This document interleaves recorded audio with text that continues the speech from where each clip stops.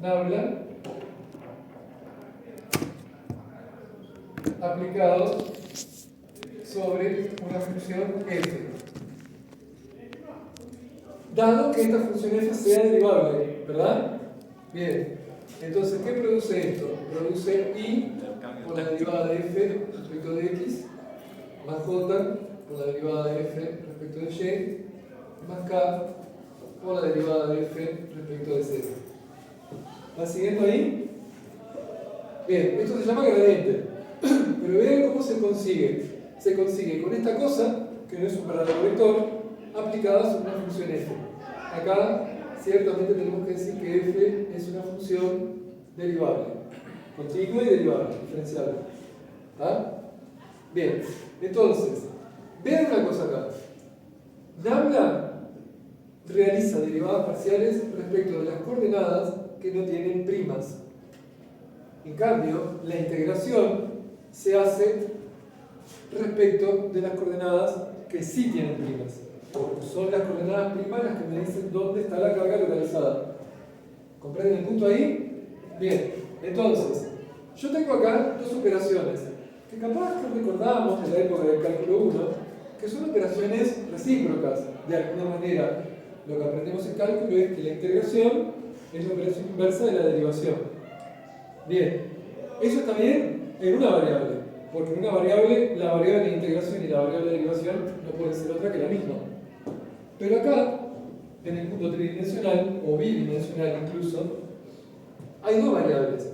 Y en una situación donde son importantes dos vectores completamente distintos, que uno localiza carga y el otro apunta a un punto específico del espacio, todavía hay más variables. Tengo un vector que tiene tres coordenadas, x, y, z, que indica la localización de un punto del espacio donde vamos a calcular o el potencial o el campo. Pero luego tengo un vector R', que indica la localización de las cargas, que tiene componentes x', y', z'. ¿Bien?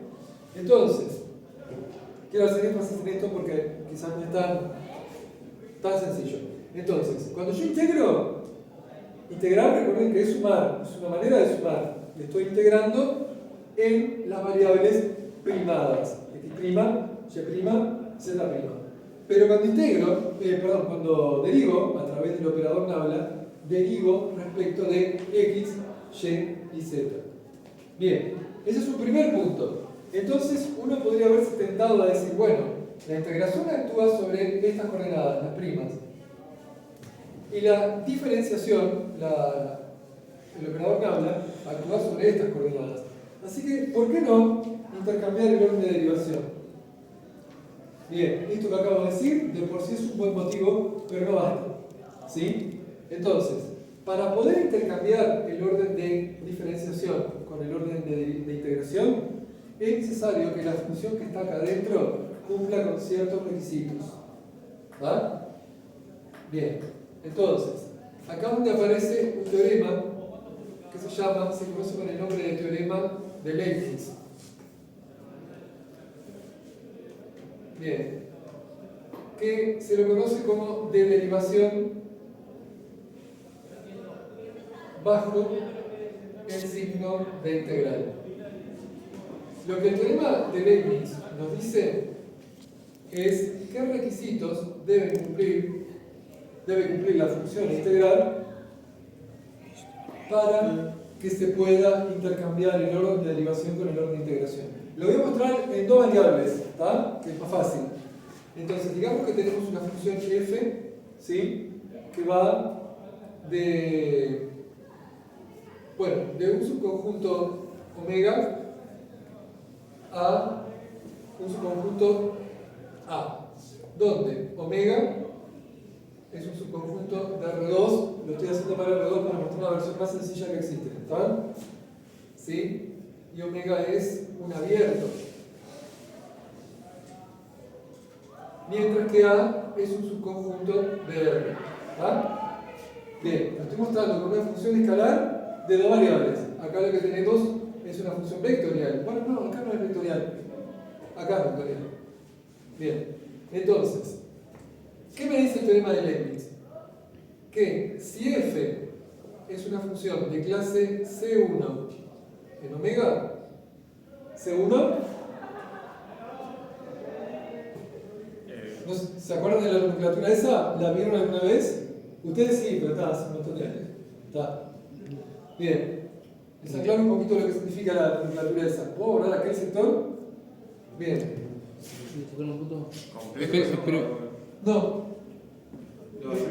No le dije a él. Saquen foto o lo que sea. ¿Ah? No significa complejos. Ahora claro, enseguida. Ahí está. Que la función es continua con todas sus derivadas parciales continuas. Oh, esto es una memoria bárbara, ¿eh?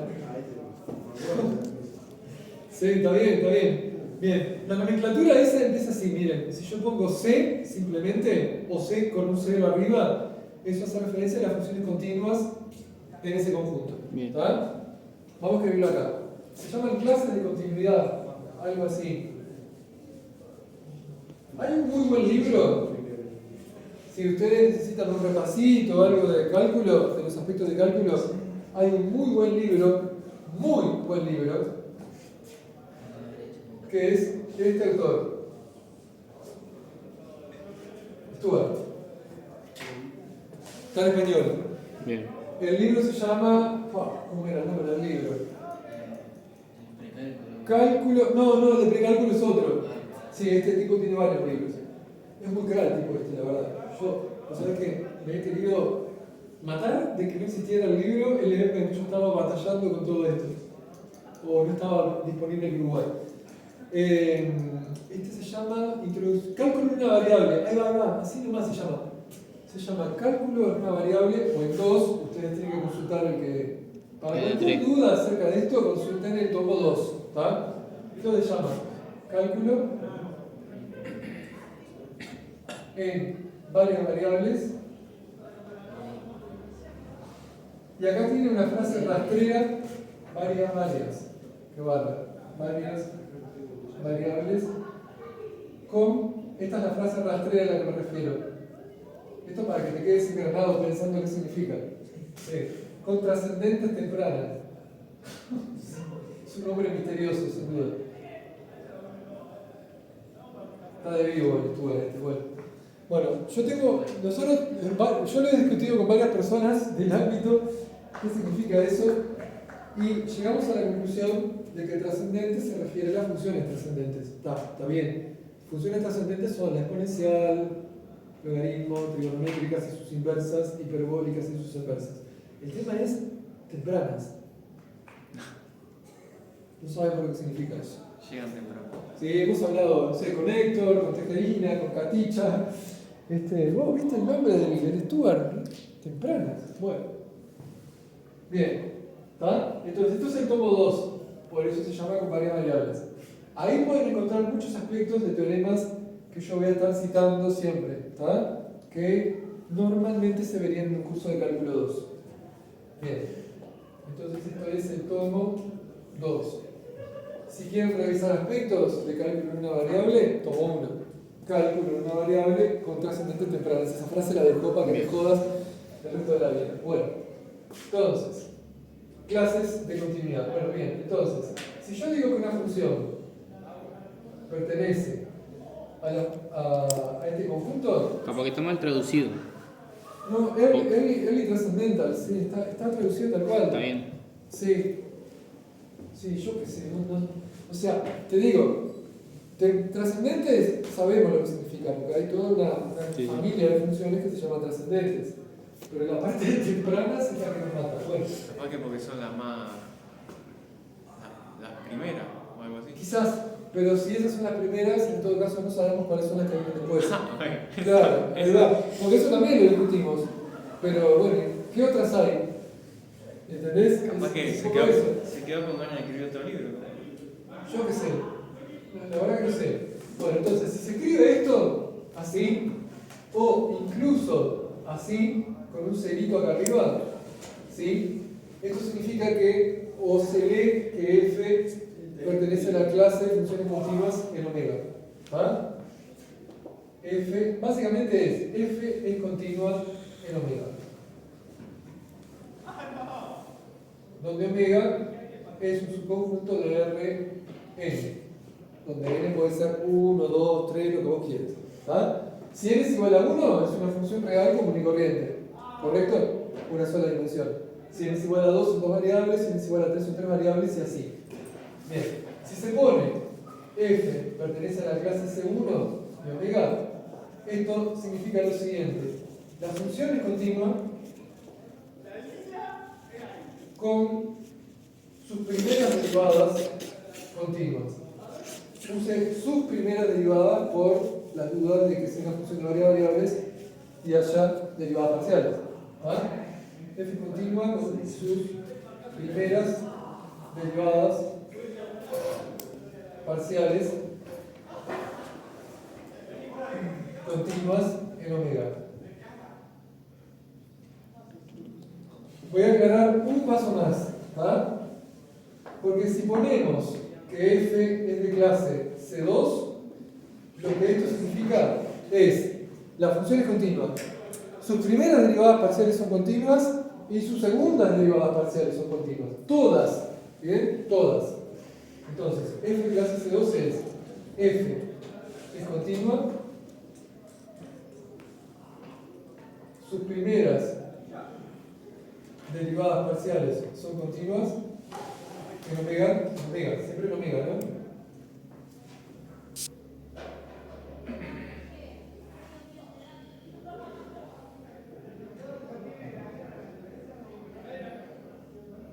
Sus primeras derivadas parciales son continuas en omega y sus segundas derivadas parciales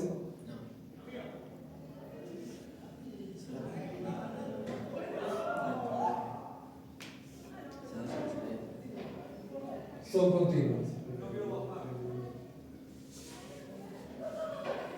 en omega. ¿Está? Bien, y ahora si pongo CK, si pongo C sub K, bueno, puntos suspensivos, tiki, ¿no? Y si ahora pongo C sub K, esto no tendría que haber borrado, pero bueno. Si ponemos C sub K, donde K es natural, si digo que F pertenece a la clase C sub K en omega, ¿esto significa qué? Por lo tanto,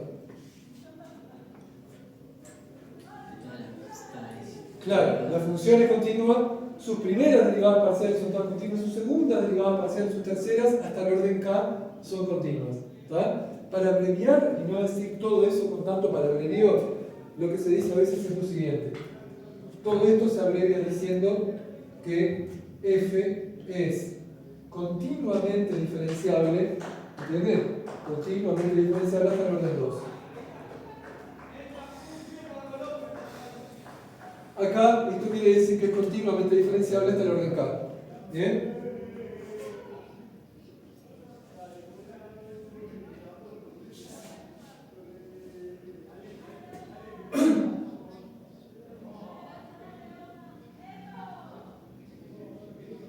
Y acá es f es continuamente diferenciable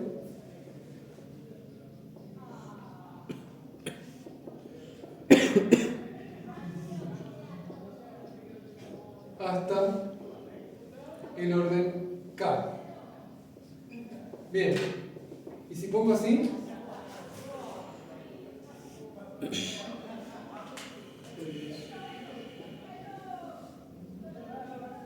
chan a la chan.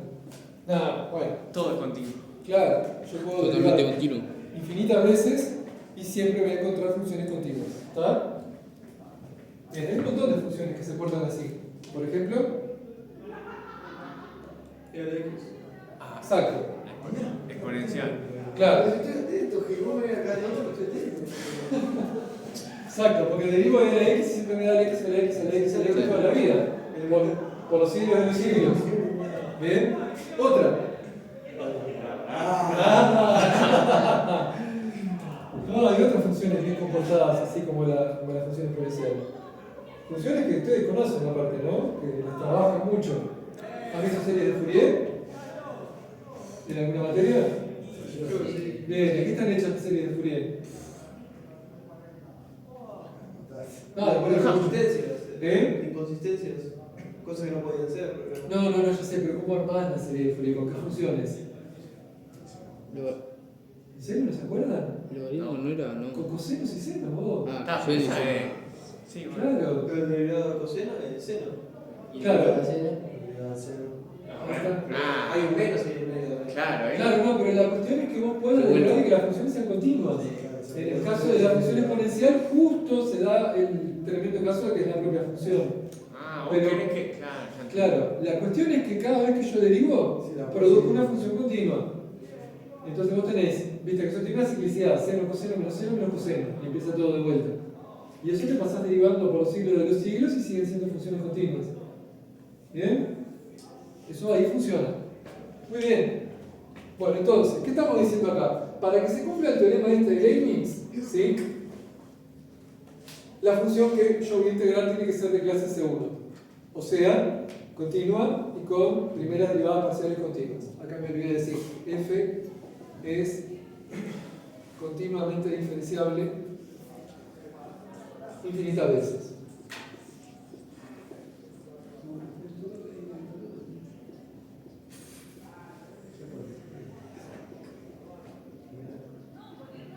Bien. Bueno, entonces, teorema de Leibniz dice esto. Es un paréntesis matemático enorme el de hoy, pero bueno. Si f es de clase C1 omega, No sé ni dónde copiar todo eso. que es un dato de margen. Geniate para copiarlo aparte, en un recuadro o algo por el estilo.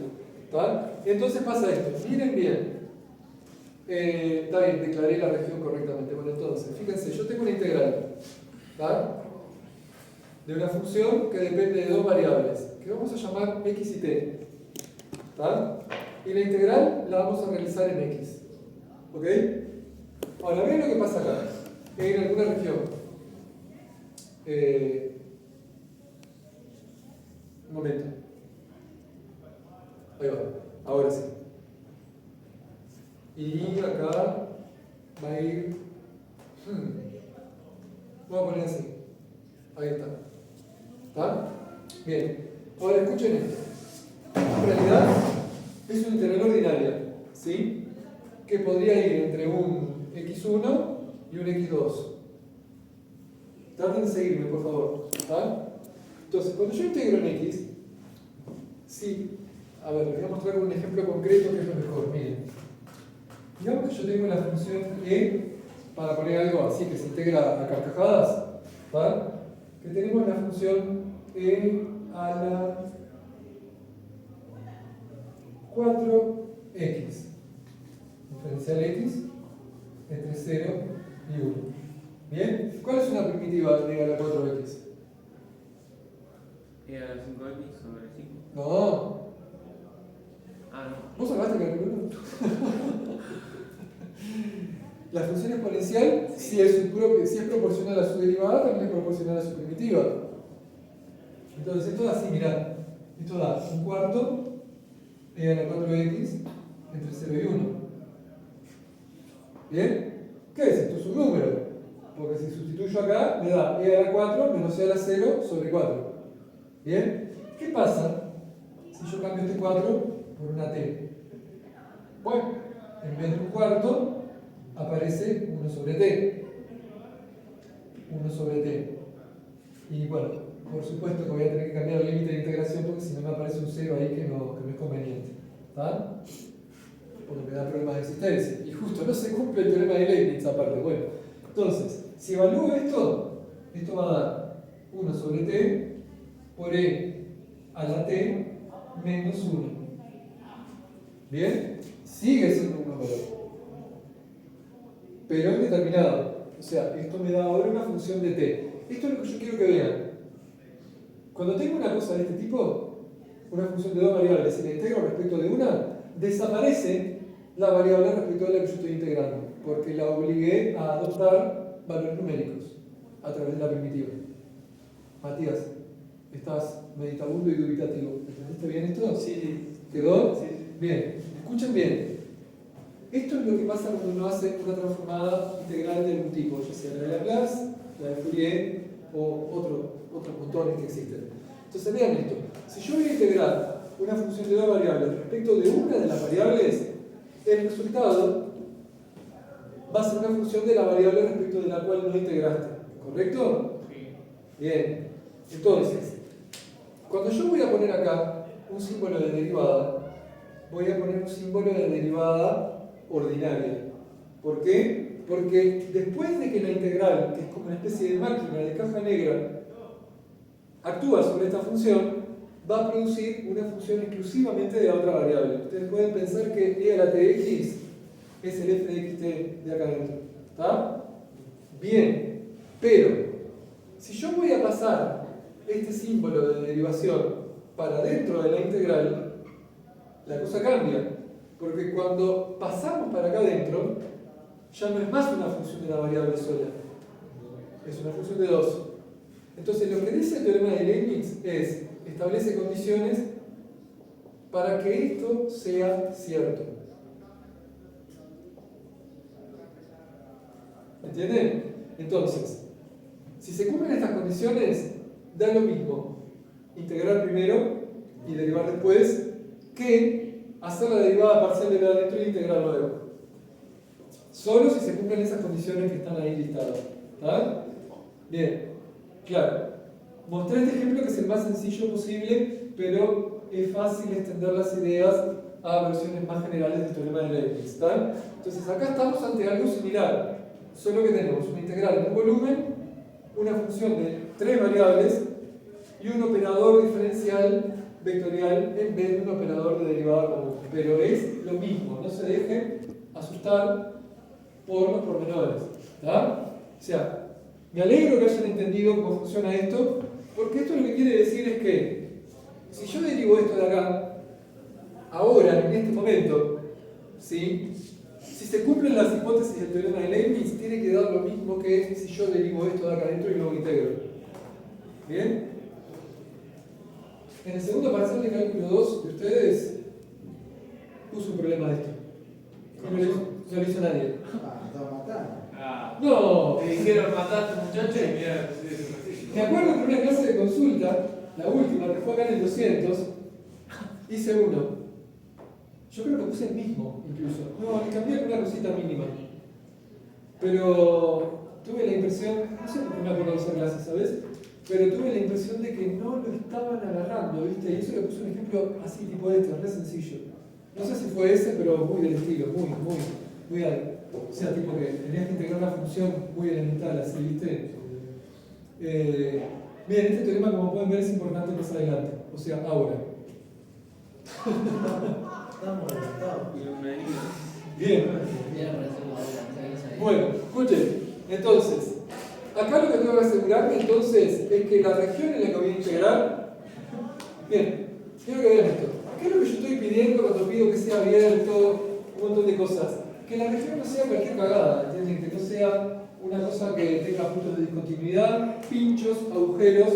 No, porque eso no se presenta en la vida real. O es dificilísimo que se presente en la vida real una región donde tenga carga distribuida y haya un agujero en algún lado. ¿Cómo? Claro. O pensar un planeta o un objeto celeste. ¿Es razonable pensar que el objeto tenga un hueco enorme adentro? Más o menos. No lo veo muy razonable. ¿Sí? Bien. ¿Está? Entonces, en las hipótesis del teorema de Leibniz, adecuado a la dimensionalidad que estamos trabajando, es posible intercambiar el orden de derivación con la integración. ¿Está? Bien, entonces yo les voy a poner esto. Versión del teorema de Leibniz, más general del teorema de Leibniz.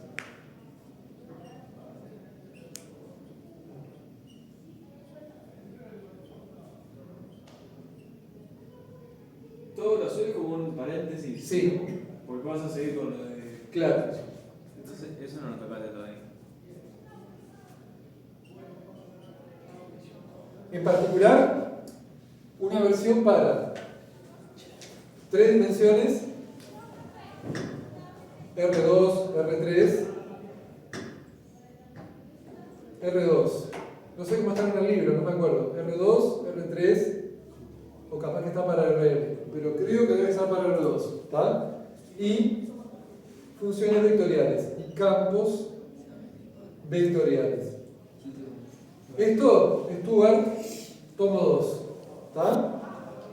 ¿De acuerdo? Puede ser que les aclare un poco ver una versión más general, porque bueno, hay que mirar las hipótesis y no sé qué. ¿Ah? Entonces, la cuestión es, si estamos en las hipótesis del teorema de Leibniz, que normalmente estamos, esto lo puedo dar vuelta. ¿Ah? Entonces me va a quedar K, observen que K lo saco para afuera, porque es una constante, es linealidad.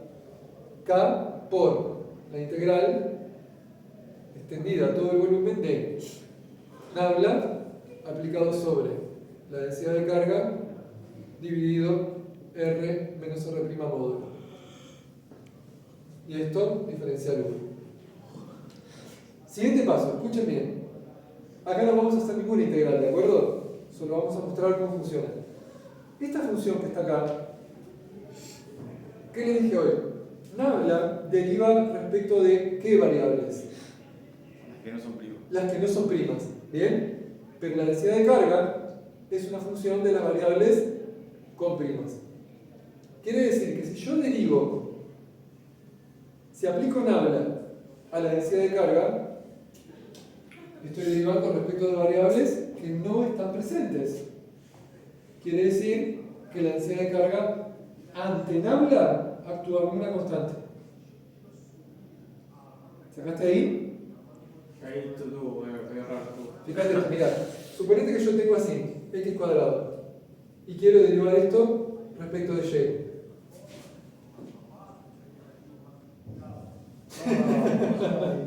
Me la cabeza. ¿Qué pasa ahí? Es constante eso. Exacto, porque x no depende de y. Entonces es lo mismo que derivar un 4, o un 5, o un menos 2. ¿Cuánto da la derivada de una constante? Sí. Exacto. Entonces, la derivada parcial de cualquier cosa que dependa de x respecto de otra variable que no sea x, siempre te va a dar 0. Más en general, si querés, esto lo podemos escribir así, mirá.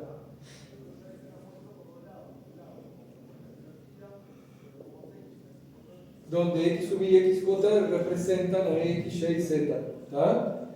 Entonces, fíjate que puse índices distintos, ¿viste? Siempre que las variables de derivación y la variable de la que depende una función sean diferentes, las derivadas parciales van a ser 0. ¿Tá?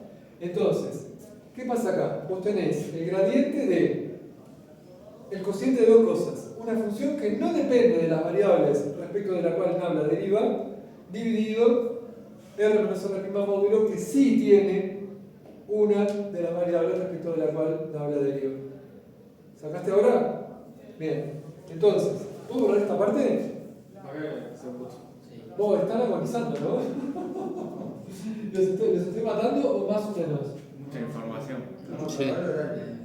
Sí. O sea, yo lo que no le veo todavía es tipo la aplicación.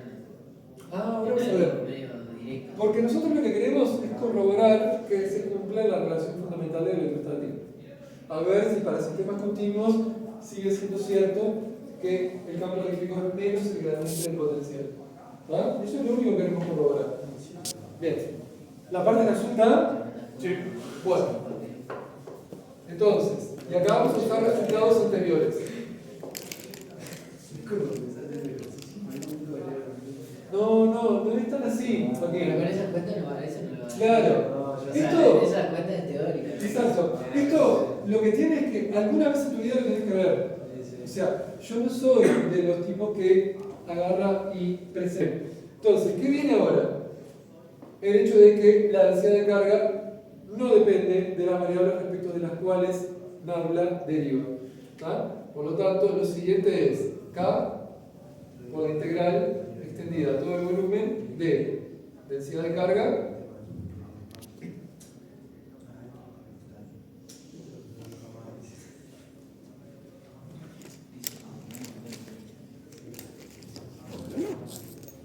bien. Llegamos hasta acá. ¿Falta poco? ¿Para el final de la clase? Yo voy Está. Queda así. y quedan 15 minutos más. Bien, bien. Está, me va a dar bien para lo que quiero. Bueno, escuchen. Hay un resultado que nosotros ya tenemos de antes para el gradiente de 1 sobre norma de R menos R'. ¿Se animan a verlo? A ver cuál es. Debe estar en un par de clases atrás. Entonces, el gradiente de 1 sobre la norma de R menos R', ¿a qué era igual? A ver.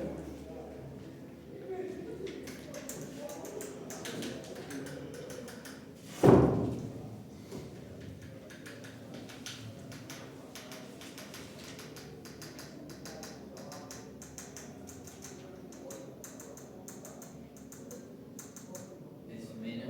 A ver, dale. Menos R menos R'. Eso. Dividido. R R, menos R'. sí. La norma de R menos R' a la, A las 3. a la 3. Muy bien. El que estuvimos Entonces, anotando hoy. ¿eh? Lo estuvimos anotando hoy. Sí, entonces ahora usamos este resultado acá. O sea, ven lo que yo les digo de que en realidad no vamos a resolver esa integral, simplemente estamos haciendo transformaciones para corroborar que se cumple algo. ¿Bien?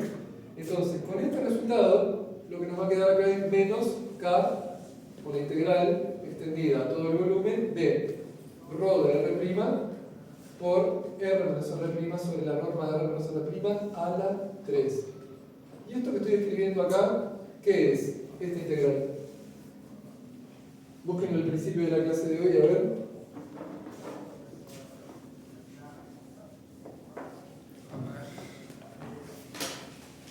Esto es algo. Esto que está acá. Sí, el campo, ¿no? Exactamente. ¿Va? Entonces, efectivamente comprobamos que incluso para un sistema de cargas distribuidas de forma continua se cumple la relación fundamental de la electrostática. ¿Va? Por lo tanto, el gradiente del potencial termina dando menos E de R, o al revés, como quieran, que E de R es menos el gradiente del potencial. Perdón, la llave esta incluye hasta acá. Incluye la K. No el signo de menos.